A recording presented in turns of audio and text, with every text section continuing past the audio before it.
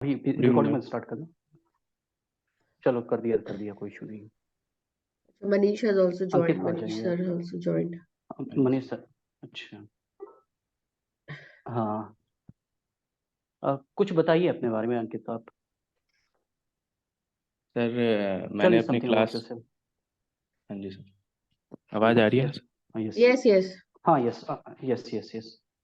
Sir मैंने अपने class 10th और क्लास 12th की पढ़ाई पटना से की है सर, किसान इंटरनेशनल पब्लिक स्कूल। उसके बाद मैंने अपने ग्रेजुएशन की पढ़ाई गुरु गोविंद सिंह इंद्रप्रस्थ यूनिवर्सिटी न्यू दिल्ली से की है sir, in the stream of electronics and communication engineering. और 2022 से मैं सिविल सर्विसेज, बीपीएससी और आर्म्ड फोर्सेस की तैयारी कर। ओके ठीक। आपने ग्रेजुएशन एक की स्ट्रीम जो है आपकी बीटेक की कंप्यूटर और आपने इलेक्ट्रॉनिक्स से कम्युनिकेशन में किया था। ठीक है। जी सर। ये इलेक्ट्रॉनिक्स और इलेक्ट्रिकल में क्या डिफरेंस है इससे, ये जो अलग दो स्ट्रीम बनाई गई हैं? कभी कभी मैं देखता हूँ कि ये किसी किसी इंस्टीट्यूट्स में इलेक्ट्रॉनिक्स एंड इलेक्ट्रिकल भी एज ए स्ट्रीम वर्क कर रही है, और कहीं इलेक्ट्रॉनिक्स भी एज ए स्ट्रीम है, इलेक्ट्रिक भी स्ट्रीम है। ये सेपरेशन और ये जॉइंटनेस ये क्या है अंकित? सर बेसिकली सर इलेक्ट्रॉनिक्स में हम उस डिवाइस के बारे में पढ़ते हैं जो एक एक वोल्टेज रेंज में वर्क करता है, जो कि -48 वोल्ट से +48 वोल्ट के रेंज में वर्क करता है। बट इलेक्ट्रिकल में सर हम वैसे डिवाइसेस के बारे में पढ़ते हैं जो कि लाइन वोल्टेज 120 वोल्ट के मल्टीप्लिकेशन में वर्क करता है। लेमन टर्म में सर अगर हम देखें, अगर बाहर से जो सप्लाई आ रही है तो वो एक्चुअली इलेक्ट्रिकल डिवाइस है, बट अगर जो घर में डिस्ट्रीब्यूट हो रहा है, जो इलेक्ट्रॉनिक डिवाइस में डिस्ट्रीब्यूट होता है सर, वो करंट सप्लाई। ये बिल्कुल लेमन टर्म में था। ओके। अच्छा ये लिमिटेड में आप इसको कह रहे हैं यही है। और मैं स्ट्रीम के बारे में पूछ रहा हूँ, कहीं देखता हूँ मैं कि इलेक्ट्रॉनिक्स है कहीं इलेक्ट्रिकल है, ये क्या करने की कोशिश कर रहे हैं इस स्ट्रीमिंग की? ये जो आपके कॉलेजेस में चल रही है इस समय, कहीं आप देखेंगे ना ब्रांच इलेक्ट्रॉनिक्स एंड इलेक्ट्रिकल भी ब्रांच है, कहीं इलेक्ट्रिकल ब्रांच है, कहीं इलेक्ट्रॉनिक्स ब्रांच है।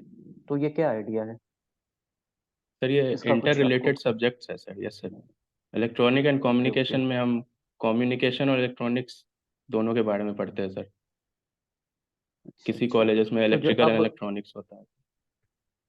हाँ जी सर। अंकित आपको ऐसा नहीं लगता कि ये जो आपके ये आप लोग जो इंजीनियरिंग कर रहे हैं, मैं देख रहा हूँ इनके ग्रेजुएट्स जो हैं, ये थोड़ी एक कंफ्यूज पर्सनालिटी है? ये बेसिकली पहले जाके इंजीनियरिंग कर रहे हैं फिर सिविल सर्विसेज तैयारी कर रहे हैं, इससे अच्छा क्यों नहीं उसी स्ट्रीम में, जैसे आपका ऑप्शनल जो भी रहा हो, आप उसी स्ट्रीम में ग्रेजुएशन कर लेते, उसके बाद अपने आप को आगे ले जाते। ये क्या मतलब कि क्या है इंजीनियरिंग का क्या चल रहा है, कुछ समझ में नहीं आ रहा मुझे आजकल। कुछ है सर आइडिया आपको ऐसा क्यों कर रहे हैं स्टूडेंट? यस सर, दो तीन कारण है सर इस वजह से। सबसे पहली कारण तो सर फिनेंशियल सिक्योरिटी एक बहुत बड़ी कारण है सर, क्योंकि एक्चुअली कंफ्यूज नहीं सर, बल्कि काफ़ी स्ट्रीमलाइंड सोच है सर कि हमने इलेक्ट्रॉनिक्स में पढ़ाई किया सर। उसके बाद सोशियोलॉजी एज एन ऑप्शनल इसलिए लिया क्योंकि सिलेबस को सर देख के, और सोसाइटी में सर सोशियोलॉजी का काफ़ी रोल है, इस वजह से हमने ऑप्शनल लिया सर सोशियोलॉजी। और नहीं सर तो आपके। हाँ। मुझे ऐसा लगता है सर कि क्लास 12th में इलेक्ट्रॉनिक्स इंजीनियरिंग या फिर मेडिकल स्ट्रीम लेने का सर एक ये भी वजह है सर कि काफ़ी young and talented talented no sir, I mean to say कि जो भी बच्चे थोड़े से सही रहते पढ़ाई में, वो भीड़ के साथ सर वो इंजीनियरिंग या मेडिकल करना चाहते हैं सर, आपने बीटेक कहाँ से किया है? क्योंकि उसमें काफ़ी स्कोप है सर। गुरु गोविंद सिंह वो इंद्रप्रस्थ यूनिवर्सिटी। अच्छा उसमें क्या आपने जो ये, मेरा क्या कहना है कि थोड़ा इकोनॉमिक कॉस्ट भी होती है ना घर वालों की, तो जैसे आपने 7-8 लाख उसमें इन्वेस्ट कर दिया आपने और उसका फिर रिजल्टेंट तो एज अ फॉर्म में कुछ मिलता नहीं। आपका इंजीनियरिंग का क्या यूज होना है एडमिनिस्ट्रेशन में, ये मुझे बताइए कुछ, किस तरह से यूज करेंगे इंजीनियरिंग को एडमिनिस्ट्रेशन में? जी सर। सर इलेक्ट्रॉनिक्स हाँ को यस। सर किसी भी डिपार्टमेंट में यूज़ कर सकते हैं सर। हम लोग साइबर हाँ कुछ सिक्योरिटी, बताइए। जो हाँ। सर डीएसपी के फील्ड में साइबर सिक्योरिटी में काफ़ी यूज़ हो सकता है सर इसका। या फिर सर कम्युनिकेशन ओके इंजीनियरिंग का ओके। भी सर यूज़ काफ़ी फील्ड में कर सकते हैं सर। और सर इंजीनियरिंग के वक्त हम डिफरेंट सब्जेक्ट्स पढ़ते हैं सर, उसमें one of the subject economics भी रहता है, प्रोग्रामिंग भी रहता है सर। तो डेटा एनालिटिक्स का यूज़ हम बिहार रजिस्ट्रेशन सर्विस में भी कर सकते हैं सर, या फिर Bihar okay okay. Bihar I am sorry तो सर, बिहार तो फिन। बेसिकली क्या है, हाँ हाँ, बेसिकली कहते हैं आपका बेसिकली ज़्यादा जो फोकस्ड है आपका लर्निंग पे ज़्यादा फोकस्ड है, मैं देख रहा हूँ जी सर। कि सर पढ़ाई कर यस ली सर। जाए, मतलब हाँ, कि आपने मतलब बीटेक में आपने चेक कर ली, फिर आपने सोशियोलॉजी कर ली, फिर कहा कि सिविल सर्विसेज में अपने आप को एंगेज कर लें, उसमें आपका ये ऑलमोस्ट ये फर्स्ट अटेम्प्ट है आपका, सेकंड अटेम्प्ट है आपका? सर ये मेरा सेकंड अटेम्प्ट है अटेम्प्ट, बीपीएससी। फर्स्ट अच्छा अटेम्प्ट में अच्छा, मैंने सेकंड है। प्रीलिम्स नहीं क्वालिफाई किया था हाँ, कोई इशू नहीं कहते हैं उसका, क्योंकि वो कुछ रनिंग होती ईयर बात में है था। चीज़ें। हाँ हाँ, कोई इशू नहीं कहते हैं उसका। तो आपने उसके बाद अपनी ये चीज़ें की है। ये हाँ, इलेक्ट्रॉनिक्स में पढ़ते हैं, तो ये क्या आपके अभी जो आप घर में बैठे हुए, तो जो करंट का फ्लो हो रहा है आपके घर में, तो ये कौन सी करंट है? ये एसी सर है जो कि डीसी है, ये किस तरह? हाँ, घर सर में आपके इस अल्टरनेटिंग समय, करंट हाँ है जी, सर। अल्टरनेटिंग करंट अल्टरनेटिंग है सर, करंट है, एसी है। हाँ जी सर। एसी है, ठीक है ठीक है। और जी सर। आपका जो इन्वर्टर जो यूज़, अगर लाइट चली जाए, जो इन्वर्टर यूज़ हो रहा है, उसमें कौन सी करंट है? सर उसमें डीसी करंट यूज होता है, मतलब डीसी करंट स्टोर होती है, होता है ये डीसी में, difference. But I am sorry sir, store होता है यस यस। इन्वर्टर में सर, बैटरी में डीसी करंट, बट उसमें ट्रांसफार्मर भी लगा रहता है। अच्छा, तो इस एसी और डीसी करंट में डिफरेंस क्या है? ब्रॉड लेवल पे आप क्या कह सकते हैं, क्या डिफरेंस है इसमें? Sir direct current sir same frequency पे चलता है सर, जितना मैं रिकॉल कर पा रहा हूँ। आपको कुछ, हाँ, ये तो आप बताइए, यानी कि डिफरेंस, ब्रॉडर डिफरेंस क्या है इसमें? आप वो आपको याद होगा, वो आप जो क्या नाम है, जो आप साइन और कॉस के जो कर्व्स पढ़ते होंगे, तो उससे अगर आप रिकॉल करना चाहें तो बहुत सही से रिकॉल होगा आपको। सॉरी सर, मैं रिकॉल नहीं कर पा अच्छा अच्छा, आपका ऑप्शनल आपने बताया सोशियोलॉजी है, हाँ? तो ये रहा। जी सोशल सर। फिजिक्स का कॉन्सेप्ट क्या था? ये क्या था कॉन्सेप्ट, किसने दिया था ये कॉन्सेप्ट, सोशल फिजिक्स?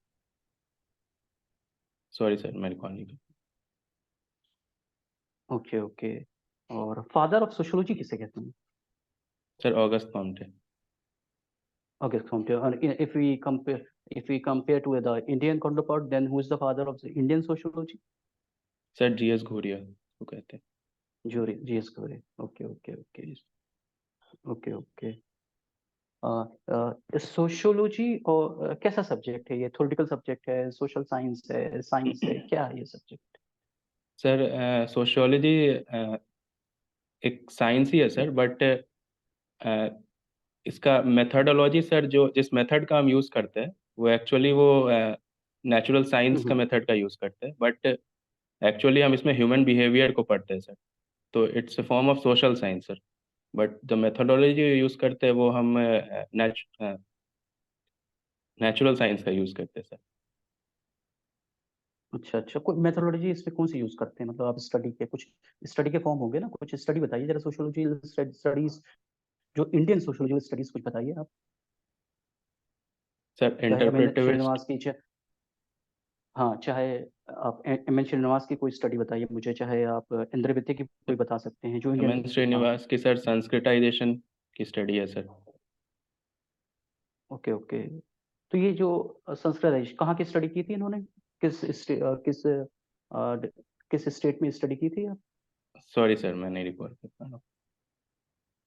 ओके। तो एक कॉन्सेप्ट होता है संस्कृताइजेशन, ठीक है, और एक होता है कॉन्सेप्ट रेफरेंस ग्रुप का। इन दोनों में डिफरेंस क्या है, संस्कृताइजेशन और रेफरेंस ग्रुप में? Sorry sir. Okay okay. आप रेफरेंस ग्रुप मुझे बता सकते हैं, रेफरेंस ग्रुप क्या होता है? नो सर, मैं अवेयर नहीं हो सकता क्योंकि sir optional okay okay. Qualifying था, तो मैं अभी ज़्यादा अच्छा नहीं पढ़ अच्छा पाया अच्छा। सर। जी सर। आप लर्निंग पे फोकस कर रहे हैं काफी। अब वो मैं कह रहा हूँ कि ये एक आप महात्मा बुद्ध, क्या नाम सुना है आपने? जी सर। महात्मा बुद्ध। गौतम बुद्ध। महात्मा बुद्ध। हाँ जी, महात्मा बुद्ध, गौतम बुद्ध। गौतम बुद्ध। हाँ जी सर। जी जी, गौतम बुद्ध। हाँ हाँ। तो आप और एडिसन का नाम सुना है? Yes sir. हाँ। तो इनमें कुछ सिमिलरिटी और कुछ डिफरेंसेस हैं? कुछ सर सिमिलरिटीज बता दीजिए मुझे, महात्मा बुद्ध और एडिसन में कुछ सिमिलरिटी। आप इनके बारे में कुछ कहना चाहेंगे? ये लोग कुछ कुछ जहाँ ये कन्वर्ज करते हों, या इनके थॉट प्रोसेस, या कुछ इनकी चीजें। सर सॉरी सर, मैं नहीं, एडिशन के बारे में नहीं रिकॉल कर पा रहा हूँ। अगर आपके दिमाग में अगर एडिशन आते हैं, तो आपके दिमाग में क्या ख्याल आता है? पहला जो आपके दिमाग में ख्याल आता है, क्या आता है? सर इन्वेंशन ऑफ सर मैं रिकॉल नहीं कर पा रहा सर। हम लोग उसी बल्ब से जर्नी कवर करते हुए लाइट बल्ब। एडिसन ने बल्ब का आविष्कार, हाँ हाँ, बल्ब का आविष्कार किया था, तो कुछ ज्योति निकलती हुई दिखाई देती है। महात्मा बुद्ध में भी कुछ ज्योति आपको दिखाई देगी। ठीक है, उस पर मैं वो करता हूँ आपका इसमें। हाँ, तो ये बताइए कि ये जो आप अगर इसराइल और जो पैलेस्टीन का कॉन्फ्लिक्ट अगर इस समय रिसेंट टाइम में जो हो रहा है, जो what ever the conflict is going on between Israel and Palestine, तो जी इसमें आप अगर फिजिक्स के किसी लॉ से इसको अगर कंपेयर करना चाहें, जो रिसेंट टाइम में ये जो कॉन्फ्लिक्ट इमर्ज हुआ है रिसेंट टाइम में, तो आप फिजिक्स के किस लॉ से इसको कंपेयर कर सकते हैं? सर न्यूटन्स थर्ड लॉ से कंपेयर किया जा सकता है sir. For every okay, action to there plus, is equal and opposite हाँ, रिएक्शन। Equal and opposite. तो सर ये हाँ बताइए कैसे ये सर क्योंकि एक्सप्लेन कर सर सकते हैं आप? हाँ जी सर, क्योंकि सर जिस तरह से हाँ। गाजा ने अटैक किया सर इसराइल पे, तो हम्म, सर उसका ही रिएक्शन अभी इसराइल का रिटेलिएशन के थ्रू मिल रहा है सर। Okay okay. जिस तरह से वो अभी जिस तरह से वॉर उसने अटैक किया है सर पैलेस्टाइन में। ओके, वो क्या नाम है, कुछ वॉर्स के फायदे बताएंगे मुझे, कुछ वॉर्स के भी कुछ फायदे होते हैं? सर इकोनॉमी बेसिस पे फायदे कुछ कंट्रीज करते हैं सर वॉर्स का। मतलब ओके वो ओके एक्चुअली एथिकली वो गलत है सर, बट जैसे सर यूएसए काफ़ी डिफेंस सप्लाई करते हैं सर, काफ़ी डिफेंस मार्केट एक्टिव हो जाता है सर। डिफेंस के थ्रू रेवेन्यू काफ़ी ओके कंट्रीज को मिलती है। दूसरी सर ओके एक फ़ायदे हो सकता है सर, जैसे रशिया यूक्रेन वॉर के बाद रशिया के ऑयल काफ़ी सस्ते में इंडिया को मिले सर। तो ओके ओके, ये एक तो there are some, opportunity sir. हाँ, लेकिन बट सर आपके एक्चुअली आपको क्या सर, लगता है बट कि in war sir no one win, only हेटेड सर्वाइव्स। सर ओके ये ओके लॉन्ग टर्म में ये फायदे I don't think sir this is sustainable. Okay okay okay. Manish sir, Yes, Manish आप हैं वहाँ पर? am I हाँ, audible? आप प्रोसीड। Good evening sir. हाँ हाँ हाँ हाँ, Manish you Okay, are good audible, evening. You can proceed. ठीक है, ओके। मुझे ये बताइए, recently there was so called journalist in the news जो बिहार के थे, जो अरेस्ट हो गए थे। ठीक है, उनको उनके ऊपर काफी सारे धाराएं लगा कर अरेस्ट किया गया था, और अभी शायद रिसेंटली वो न्यूज में थे। क्यों न्यूज में थे? एक दो दिन में भी न्यूज में थे, 2-3 दिन। सर मनीष कश्यप अरेस्ट हुए थे सर। ओके, हाँ, वेरी गुड। सर और क्यों उन्होंने अरेस्ट हुए थे? हाँ, सर तमिलनाडु पे माइग्रेंट लेबरर्स पे एक वीडियो उन्होंने उनके चैनल के थ्रू टेलीकास्ट किया गया था सर, यूट्यूब चैनल के थ्रू। Okay okay. तो तो हाँ जी सर, तो तो वो आपको क्या लगता है, आप ये उनका जो एक्ट है उसको आप मतलब वो जो अरेस्टिंग हुई या जो भी प्रोसेस हुई वो सही थी या गलत थी? क्या वो अगेंस्ट जर्नलिज्म थी, अगेंस्ट फ्रीडम ऑफ स्पीच थी क्या, या वो जो एक्शन हुआ वो ठीक था? सर वो वीडियो जो उन्होंने टेलीकास्ट किया था सर, उस पर जांच चली सर कि वो रियल वीडियो है है या नहीं। तो सर उस बेसिस पे ही उनका अरेस्ट किया गया कि वो एक्चुअली वो रियल वीडियो नहीं थी उस समय।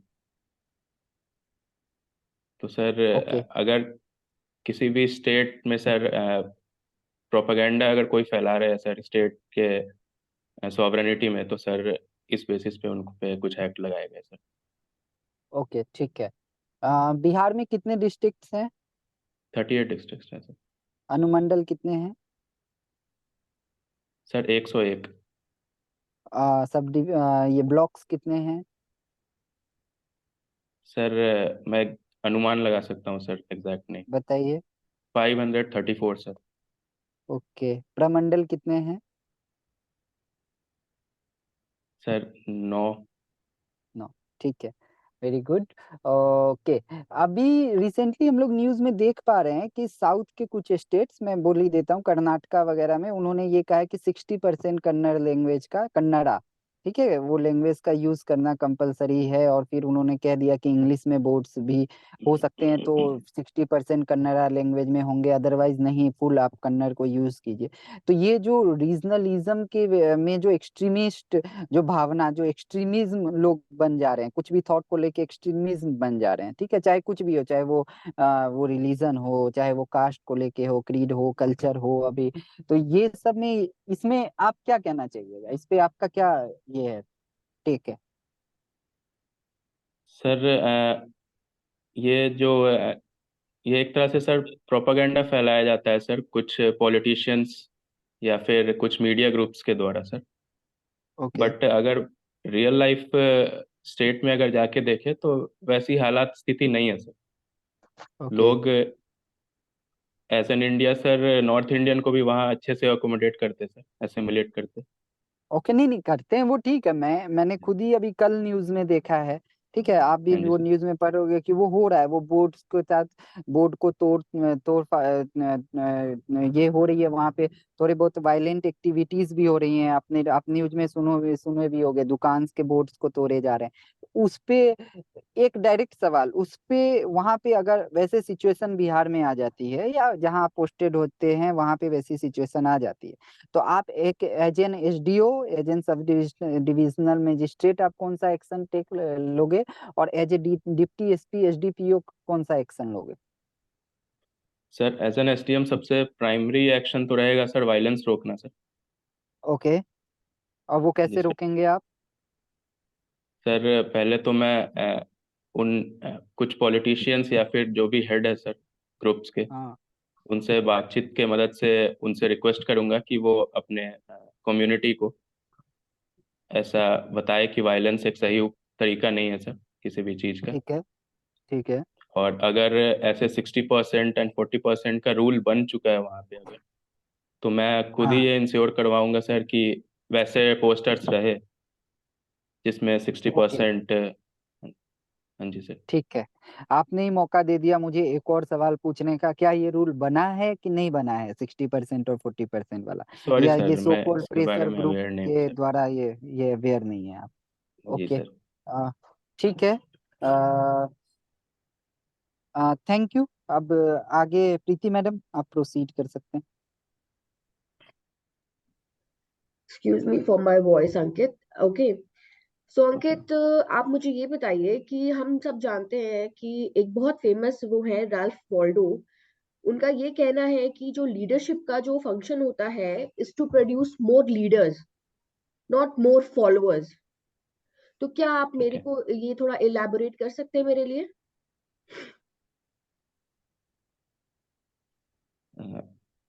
एक्चुअली मैम लीडर्स की जो क्वालिटी है वो सारे इंसान में एक्चुअली रहनी चाहिए। Okay. I I think sir, इसीलिए इस वजह से इस स्टेटमेंट का ये मतलब हो सकता है सर कि ma'am, I mean sorry ma'am, या कि लीडरशिप में मेन मोटिव रहना चाहिए उन क्वालिटीज को एम्बेड करना सोसाइटी में, जो कि लीडरशिप में होती है मैम, सॉरी। तो नहीं, तो उन क्वालिटीज को कैसे हम इम्बाइब, मतलब सोसाइटी में इम्बाइब करेंगे? जैसे आप कह रहे हैं ना सोसाइटी में इम्बाइब करना, तो how can you do that? As a role model sir, as a role model ma'am, वो इंस्पायर होंगे ही मैम लीडर से। ऐसा कुछ स्टेप्स लिए जा सकते हैं मैम। तो अगर एक लीडरशिप ही आगे और लीडर्स बढ़ाएगा, और क्योंकि हर कोई जब लीडरशिप में आता है तो वो अपने फॉलोअर्स बढ़ाना चाहता है, राइट, कि लोग उसको फॉलो करें। बट यहाँ पे आई एम सेइंग कि उसको और लीडर्स बनाने चाहिए, तो ये चीज जस्टिफाइड है? मैम अगर एक लीडरशिप में लीडर्स बढ़ेंगे तो एक तरह से यूनाइट ही होगा सोसाइटी में, क्योंकि ओके। सब एक जैसे थॉट प्रोसेस के रहेंगे जितने भी इंसान है उस सोसाइटी में। तो एज ए लीडरशिप कुछ रहेगा ही नहीं सोसाइटी में मैम, ऐसे कम्युनिस्ट सोसाइटी की तरफ वो जा सकता है मैम। ओके, ठीक है अंकित। तो ठीक है, let's move to next question. अच्छा, आप मान लो आप सर्विसेज में काम कर रहे हो और आपको पता चलता है कि आपके काम का जो क्रेडिट है, ठीक है, वो आपका कोई कोलीग ले रहा है। ठीक है, अब आप इस सिचुएशन को कैसे हैंडल करेंगे, एक बैलेंस मेंटेन करते हुए, प्रोफेशनलिज्म में और एथिकल कंडक्ट में एक बैलेंस बना रहे, आप how will you handle the situation?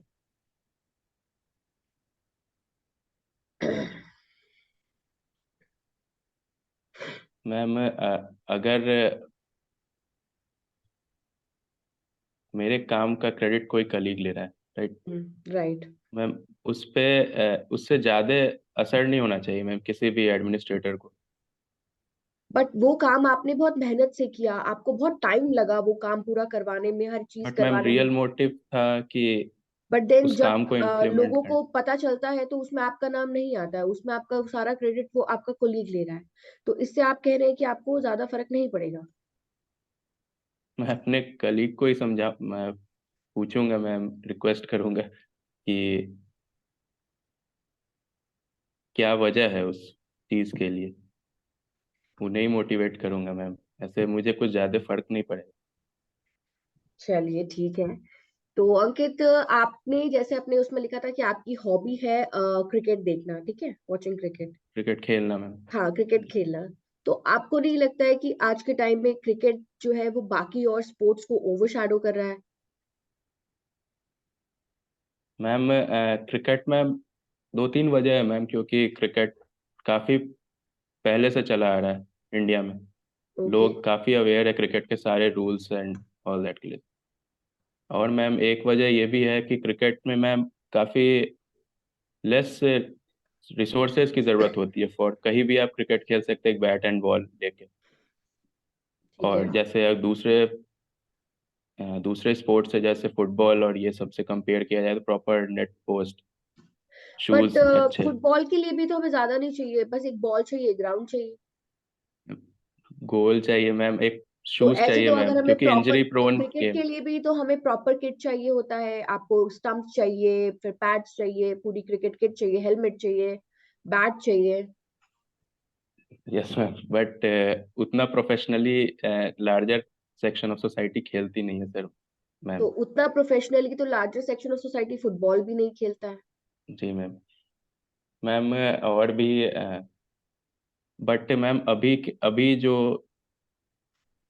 अभी के टाइम में मैम दूसरे स्पोर्ट्स भी धीरे धीरे आगे बढ़ रहे हैं, जैसे कि हॉकी, चेस, बैडमिंटन, ये कुछ स्पोर्ट्स हैं मैम जो कि आगे बढ़ रहे हैं, और गवर्नमेंट काफ़ी इनिशिएटिव ले रही है इनको भी प्रमोट करने के लिए। ठीक इस है। वजह से एशियन गेम्स में मैम काफ़ी अच्छा परफॉर्मेंस रहा इंडिया का। ओके। तो चलिए ठीक है, फिर आप बस मुझे ये फटाफट से एक बता दीजिए जाते जाते कि क्रिकेट में एक टर्म होता है चाइना मैन बॉलर, राइट? हाँ जी मैम। तो आप मुझे बताएंगे कि व्हाट डज दैट मीन, और कोई एक एग्जांपल देंगे उस बॉलर मैम का? कुलदीप यादव को बोलते हैं ma'am China man bowler. Okay, और ये मतलब क्या एक्चुअली होता क्या है इसमें? मैम जितना मैं रिकॉल कर पा रहा हूँ मैम, काफ़ी फ्लाइटेड बॉल और left hand googly, I mean sorry ma'am, but मैं अच्छे से रिकॉल कर नहीं पा रहा। ओके ओके, कोई बात नहीं। It's basically left arm spinner जो हाँ जी मैम। बॉल करते हैं, लेग स्पिन, वही होते हैं चाइना मैन बॉलर। एग्जांपल आपने एकदम सही दिया, thank you Kuldeep ma'am. Yadav. So let's move फटाफट, let's move back to the feedback sir. मैं कुछ हम्म। मैं बोल देता हूँ एड ऑन, फिर हाँ आपको हाँ, कंटिन्यू श्योर कीजिए श्योर श्योर। पूरा टाइम का। हाँ, हाँ हाँ। सबसे पहले तो अंकित, आपका अच्छा था इंटरव्यू, ठीक है, आप बोल पा रहे हैं। सब चीज का कुछ जवाब है, कुछ चीजों का जवाब नहीं है, वो क्लैरिटी आ जाएगी in due course of time. एक चीज ध्यान रखिएगा, थोड़ा और मैच्योर दिखने की कोशिश कीजिएगा, ठीक है। कुछ सवालों में आप या तो खुद हंसने लग रहे हैं, ठीक है, या आपके जवाब ऐसे हो रहे हैं कि सामने वाला हंसे। तो वो ठीक है, लाइटर नोट रहना चाहिए, लेकिन एटलीस्ट आप खुद ना हंसे। एक सवाल जैसे था कि आपका क्रेडिट कोई और कलीग ले रहा है, ठीक है, तो उसमें आप क्या कीजिएगा, तो उसका जवाब आपने बहुत अच्छा दिया, ठीक है, शुरुआत में कि सर क्रेडिट से मुझे बहुत ज्यादा फर्क पड़ेगा नहीं, at the end of the day मेरा जो गोल था वो पूरा हो रहा है, ठीक है। लेकिन फिर आपने बोला फिर मैं सर या मैम उसको समझाने की कोशिश करूंगा। कलीग को आप क्यों समझाओ? ठीक है, आपका जवाब एक लाइन में कि सर मेरा टारगेट था कि वो मीन्स हो, वो गोल मीन्स हो गया, अचीव हो गया, ठीक बात है। दूसरी बात सर, जहां तक मैंने पर्सनली फील किया, एक्सपीरियंस किया है, अगर मैं काम करूंगा सर तो क्रेडिट लिया नहीं जाता है सर। क्रेडिट जो लोग देखते हैं, आपके इर्द गिर्द के लोग हैं, वो अपने आप दे दिया जाता है सर। अगर यस मैं सच में काम करूंगा, अपने ईमान के साथ अच्छे से काम करूंगा, तो लोग, मुझे नहीं लगता है कि कुछ चीज बहुत दिन तक छुपी रह सकती है। ये आंसर सिंपल हो सकता है। ये एक हो गया। दूसरा, एक क्रिकेट वाले में आप थोड़ा सा फंसे। ठीक है, आप ओवर शेडोड है तो है, ये फैक्ट है, आप समझ रहे हो, क्रिकेट वाकई में ओवर जी सर। शेडो किया हुआ है। ठीक है, तो उसमें आप कहना है कि बिल्कुल सर, ये देखा जा रहा है रिसेंट ये में, क्रिकेट का जितना बजट है सारे खेल का मिला के नहीं होगा उतना इंडिया में, तो ये फैक्ट है। तो इसमें बिल्कुल ये ओवर शेडोड है। लेकिन हम लोग सर, ये भी हम लोग देख पा रहे हैं कि रिसेंट टाइम में, जो आपने एशियन गेम्स वगैरह का एग्जांपल लिया, कि हम लोग बाकी गेम्स में भी अच्छा प्रदर्शन कर रहे हैं। इनफैक्ट सर, क्रिकेट के भी जो सेलिब्रिटीज हैं या क्रिकेट के भी बड़े प्लेयर हैं, वो प्रमोट करते हैं। विराट कोहली हो गए, राहुल द्रविड़ हो गए, तो वो दूसरे खेलों को भी प्रमोट कर रहे हैं, तो ये ठीक है। बाकी बिहार स्पेशल में आपने सही जवाब दिया है, ठीक ठाक, अच्छा जवाब दिया है, ठीक ठाक क्या, बहुत अच्छा जवाब दिया है। As a SDO, as a SDPO, जो बाकी जो ट्रिकी वाले क्वेश्चन थे, उनका जवाब आपने सही दिया है। Thank you Imran sir, you can continue now. हाँ, तो अंकित आपके साथ है, आप अच्छा बोलते हैं, आपकी वॉइस बहुत अच्छी है, आप बहुत एजर्टिव होके अपनी बात को रखते हैं, ये अपने अच्छा लगता है, मतलब आपसे बात करके अच्छा महसूस होता है। और गड़बड़ कहाँ कर जाते हैं आप, वो देखिए। आप क्या है ना, जब आपसे कोई क्वेश्चन पूछा जाता है, आपको नहीं आता है, तो आपकी आंखें इधर उधर चलने लगती है। आपको अपने फेशियल एक्सप्रेशन को कहते हैं वो साइलेंट रखना होगा, सामने ही रखना होगा, कि सामने वाले से आप बात कर रहे हैं। आप लेफ्ट और राइट सोचने लगते हैं वो, तो ये चीज आपके अपने अंदर थोड़ी सी वो करनी पड़ेगी। जैसे कि आपने एक बार आंसर में कह दिया कि मुझे नहीं कोई फर्क पड़ता है, आप ऐसा एडमिनिस्ट्रेटर जा रहे हैं, आपको हर चीज से फर्क पड़ेगा, क्योंकि आप एक एडमिनिस्ट्रेटिव कैपेसिटी के अंदर एक आंसर्स को देने जा रहे हैं, तो आपको फर्क पड़ेगा किसी भी चीज का।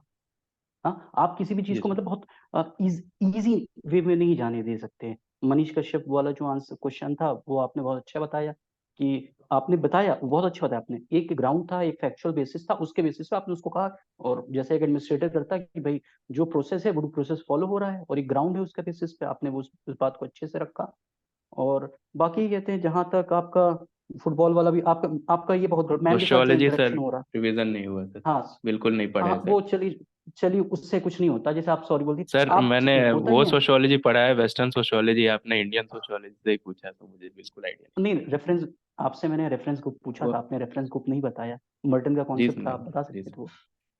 हाँ, तो ये आपका थोड़ा सा वो रहा, आप थोड़ा कॉन्फिडेंट हैं, अपनी वॉइस आपकी अच्छी है।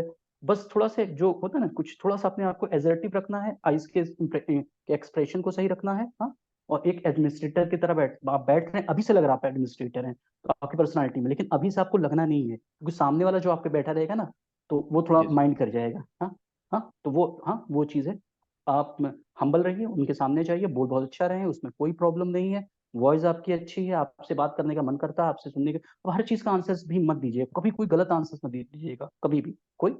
तो शुरू में आप, हाँ, आप ना दीजिए, उससे कोई फर्क नहीं पड़ता, क्योंकि मैं भी अभी देखिए, आपके जो पॉइंट्स हैं, मैं उसी को वो रेक्टिफाई कर रहा हूँ, जहां आपने गलत बोला है, आपने नहीं बोला है। और तो उसका कोई बहुत इशू नहीं पड़ता है, क्योंकि आदमी ऐसा तो नहीं है कि उससे सब कुछ याद ही रहेगी, कुछ कुछ चीजें वो भूलेगा।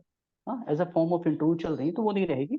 बाकी जो आपका इंटरव्यू अच्छा है, आपका इंटरव्यू सही जाएगा, उसमें ज्यादा प्रॉब्लम नहीं होने वाली है आपके इंटरव्यू में, क्योंकि आप कॉन्फिडेंट दिखते हैं, अपनी बात को एजर्टिवली आप रखते हैं। बस ये है अपना फेशियल एक्सप्रेशन, जब आप भी आपको देखना, तो आपको मेरी आंखों में देखना है, मतलब सामने इंटरव्यू पैनल के, और थोड़ा सा आपको थोड़ा सा काम कंपोज मुस्कुराते हुए रहना है।